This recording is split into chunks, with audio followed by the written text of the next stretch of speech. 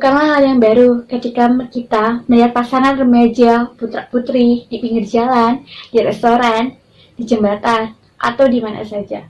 Tidak segan mereka berdua-duaan di tempat umum atau bahkan di tempat yang jauh dari keramaian. Padahal Rasulullah Shallallahu Alaihi Wasallam bersabda yang artinya tidak boleh di antara laki-laki dan wanita berdua-duaan kecuali disertai oleh muhrimnya. Dan seorang wanita tidak boleh berpergian kecuali ditemani oleh muhrimnya. Hadis riwayat Muslim.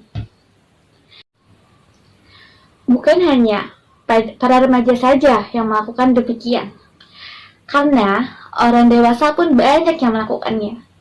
Sedihnya lagi, budaya pacaran itu bahkan sudah menancapkan ke akarnya pada anak-anak belia yang masih duduk di sekolah dasar. Budaya pacaran itu adalah budaya asing yang masuk ke Indonesia akibat daripada globalisasi.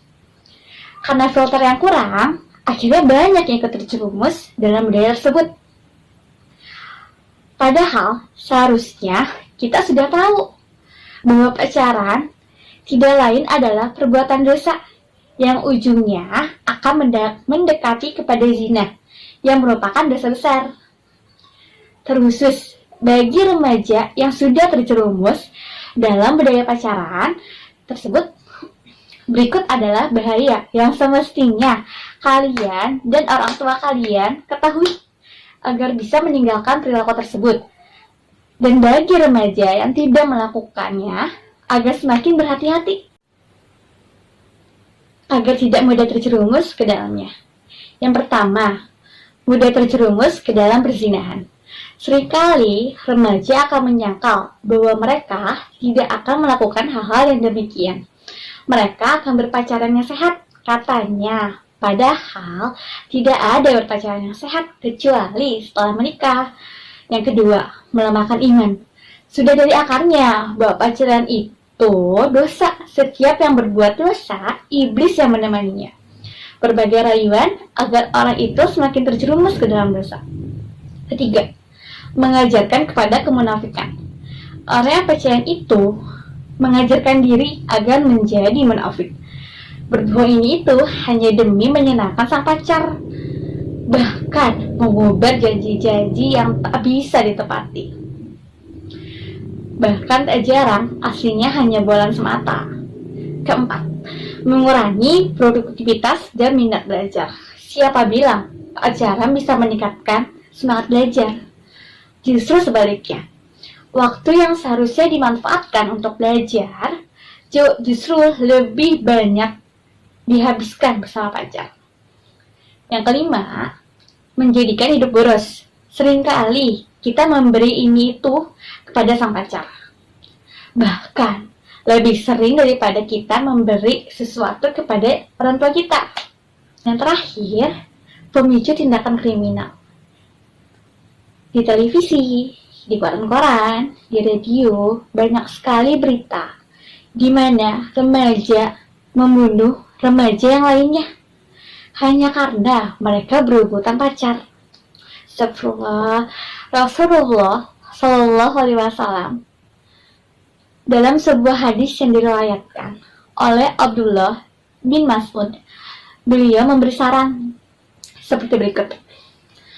Wahai generasi muda, barang siapa di antara kalian telah mampu serta berkeinginan untuk menikah, karena sesungguhnya pernikahan itu dapat menundukkan pandangan mata dan memelihara kemaluan. Dan barang siapa di antara kalian belum mampu, maka hendaklah berpuasa, karena puasa itu dapat menjadi penghalang untuk melawan gejolak nafsu. Hadis riwayat Bukhari, Muslim, Ibnu Majah, dan Tirmizi. Pasti kalian bertanya-tanya, kalau nggak pacaran dan nggak ada rasa sayang, gimana nanti kalau setelah nikah tetap gak bisa sayang sama pasangan? Kan dengan pacaran bisa buat kita kenal karakter si dia. Kalau langsung nikah tanpa kenal karakter kan bahaya. Zaman sekarang kan gak ada orang yang mau diajak nikah tanpa pacaran. Siapa bilang? Di Islam, itu ada yang dinamakan ta'aruf. Tak kenal maka ta'aruf. Apa sih ta'aruf itu?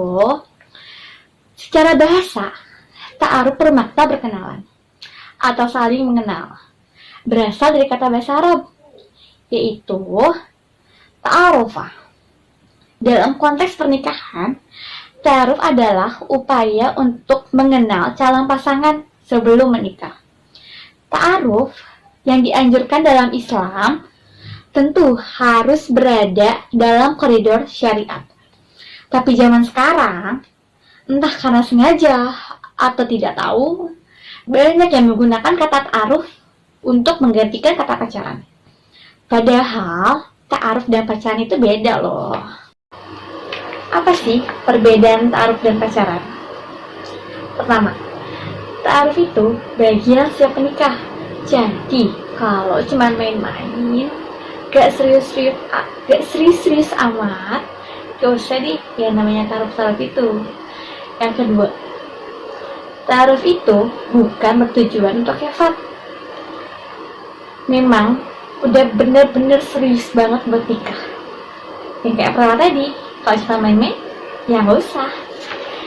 Yang terakhir, ta'aruf itu tidak berdua-duaan.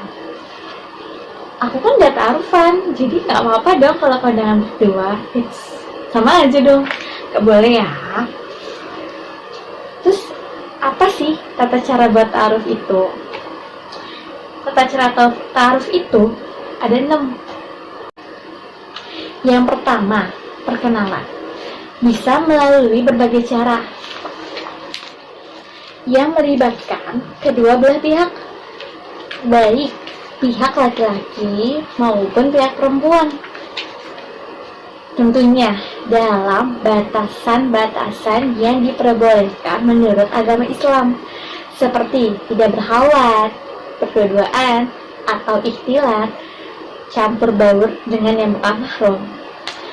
Yang kedua, adanya kejelasan visi dan misi tentang laki-laki atau perempuan yang ideal menurut agama Islam.